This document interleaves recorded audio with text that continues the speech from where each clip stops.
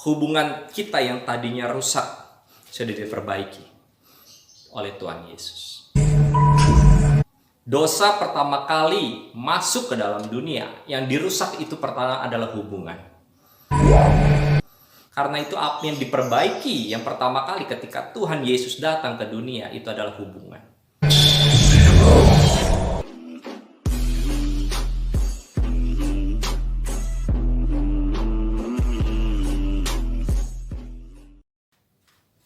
Shalom, selamat datang dalam channel YouTube saya PS Teddy Burhansyah. Senang berjumpa kembali dengan Bapak Ibu saudara-saudara terkasih dimanapun berada.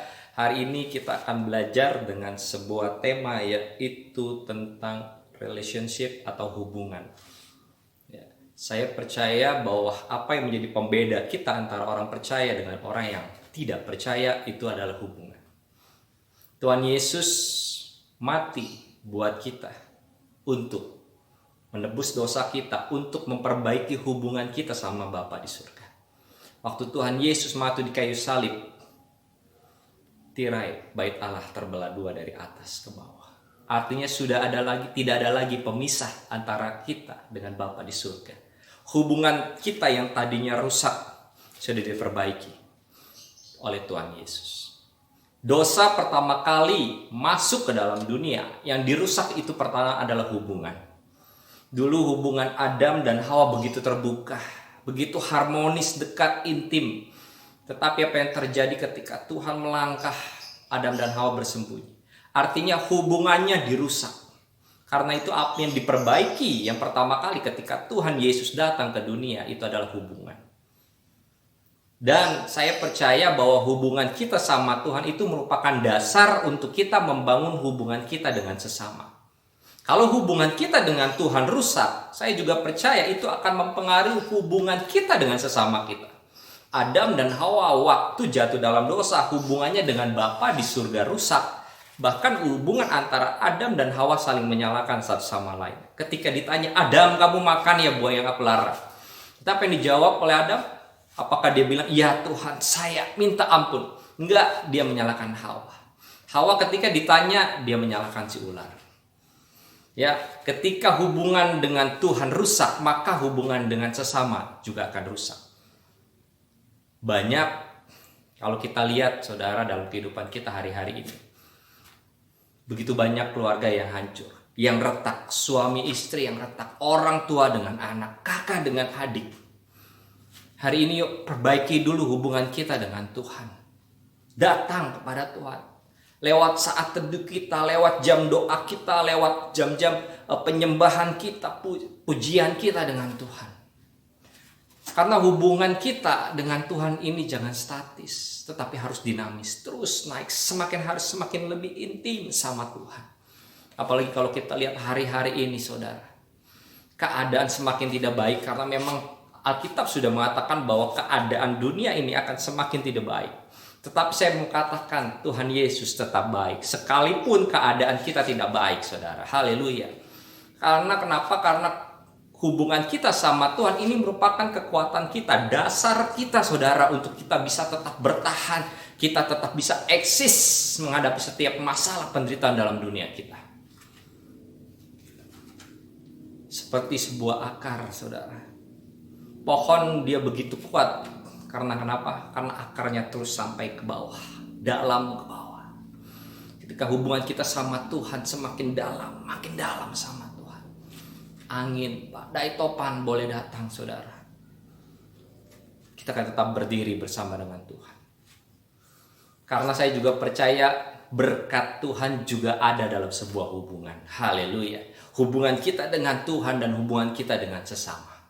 Bahkan dikatakan dalam Mazmur saudara, Mazmur 133.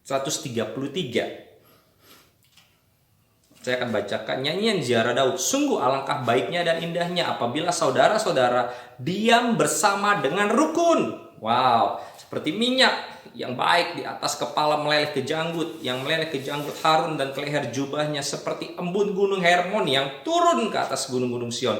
Sebab kesanalah Tuhan memerintahkan berkat kehidupan untuk selama-lamanya. Dikatakan bahwa berkat Tuhan dicurahkan kepada orang-orang yang hidupnya rukun bersama. Haleluya. Saya percaya ketika gereja kita rukun, di sana berkat Tuhan ada. Ketika rumah tangga, pernikahan, keluarga kita hidup rukun, di sana berkat Tuhan diperintahkan. Wow. Tetapi kalau kita keadaannya ribut terus gitu ya, satu sama lain konflik, kita ada penyelesaian gitu ya. Wah, gimana Tuhan mau memerintahkan berkat, saudara? Alkitab mengatakan jangan jelas, kesanalah Tuhan perintahkan ke orang-orang yang hidup bersama dengan rukun. Hidup rukun itu artinya dengan penuh kesatuan hati, unity. Saudara, bukan berarti tanpa adanya perbedaan. Tetapi walaupun ada perbedaan, mungkin perbedaan pendapat satu sama lain, tetapi tetap bisa sepakat, tetap bisa harmonis. Mungkin waktu di saat saling mengecewakan, itu bisa saling mengampuni, tetap bisa harmonis. Itu luar biasa, itu rukun, saudara. Dan Tuhan memerintahkan berkatnya ke sana. Bahkan dikatakan dalam Amsal 15 ayat 17, lebih baik sepiring sayur dengan kasih daripada lembu tambun dengan kebencian. Kalau bahasa sehari-harinya, saudara, saya akan bilang begini, lebih baik sepiring kangkung dengan kasih daripada wagyu steak rendang dengan kebencian, gitu ya. Lebih baik kita makan kangkung tapi ditemani oleh orang-orang yang kita kasihi, gitu ya, istri anak kita. Tapi walaupun kita makan wagyu steak, ketika mungkin di depan kita berdiri istri kita yang kita benci, ada masalah belum kita selesaikan, aduh, saya percaya daging juga rasanya nggak enak, saudara. Karena itu saya mau katakan bahwa Tuhan taruh kebahagiaan dalam hubungan, bukan kekayaan. Saya ulangi, Tuhan taruh kebahagiaan itu dalam sebuah hubungan, bukan kekayaan. Wah, repot, saudara, kalau hanya orang kaya yang bisa bahagia. Tapi puji Tuhannya, Tuhan tidak taruh kebahagiaan itu dalam kekayaan. Tapi Tuhan taruh kebahagiaan itu dalam sebuah hubungan. Ketika hubungan kita sudah diperdamaikan dengan Tuhan, ketika hubungan kita sudah diperdamaikan dengan orang sekeliling kita, sesama kita, wah, kita akan hidup bahagia. Itu janji Tuhan, saudara. Bahkan dasar Tuhan hadir dan menjawab doa kita ketika apa? Kita sepakat, kita rukun, kita sehati. Dalam Matius 18, dan lagi aku berkata kepadamu, jika 2 orang daripadamu di dunia ini sepakat meminta apapun juga, permintaan mereka itu akan dikabulkan oleh Bapakku yang di sorga. Haleluya. Dikatakan 2 orang sepakat. Ketika suami istri sepakat, Tuhan hadir dalam keluarga mereka, Tuhan hadir dalam pernikahan mereka. Ketika gereja, pengerja, gembala sepakat, wah, Tuhan hadir, Tuhan menjawab doa gerejanya. Bahkan bangsa kita, saudara, ketika bangsa kita sepakat, saudara, saya percaya Tuhan akan menjawab dari surga. Haleluya. Masalahnya dalam sebuah hubungan kita dengan sesama itu tidak lepas dari yang namanya kecewa. Di sini kalau saya tanya, siapa di sini yang tidak pernah kecewa, angkat tangan. Saya yakin tidak ada yang angkat tangan. Saya juga nggak berani karena saya pernah kecewa. Nah, kalau saya ganti pertanyaannya di sini, siapa yang tidak pernah mengecewakan, angkat tangan. Saya yakin juga kita tidak berani angkat tangan. Karena kenapa? Kita juga pernah mengecewakan. Artinya kita pernah kecewa, kita juga pernah mengecewakan. Seri, saudara, gitu ya. Jadi hari ini yuk kita belajar untuk mengampuni. Ketika kita kecewa dengan mungkin orang-orang terdekat kita, dengan orang-orang sekeliling kita, harus kan nggak begitu, Pak Pendeta? Saya udah baik sama dia, kok balasannya begini? Saya mau katakan, saudara, kita tidak bisa cegah orang lain itu mengecewakan kita. Tetapi yang bisa kita lakukan adalah ketika kekecewaan itu mau bersarang lama-lama di hati dan pikiran kita. Sebuah hubungan itu bisa pulih, perlu yang namanya sebuah pengampunan. Hubungan tidak akan bisa pulih tanpa adanya pengampunan. Hubungan kita sama Tuhan itu bisa pulih karena Tuhan sudah mengampuni kita. Waktu Tuhan sudah mengampuni kita, tugas kita untuk mengampuni orang-orang yang bersalah sama kita. Orang-orang yang sudah mengecewakan kita. Haleluya.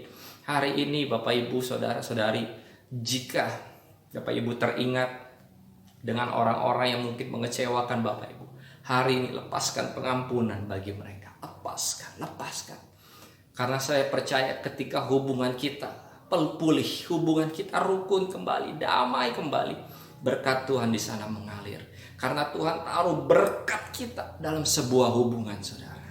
Haleluya. Haleluya, saudara. Puji Tuhan, hari ini kita belajar tentang berkat dalam sebuah hubungan. Yuk upgrade hubungan kita sama Tuhan. Dan yuk perbaiki hubungan kita dengan sesama kalau masih ada kekecewaan, sakit hati, saudara. Haleluya. Biar kiranya memberkati kita semua, dan jangan lupa like and subscribe and share biar semua orang juga ikut diberkati. Terima kasih. Tuhan Yesus memberkati.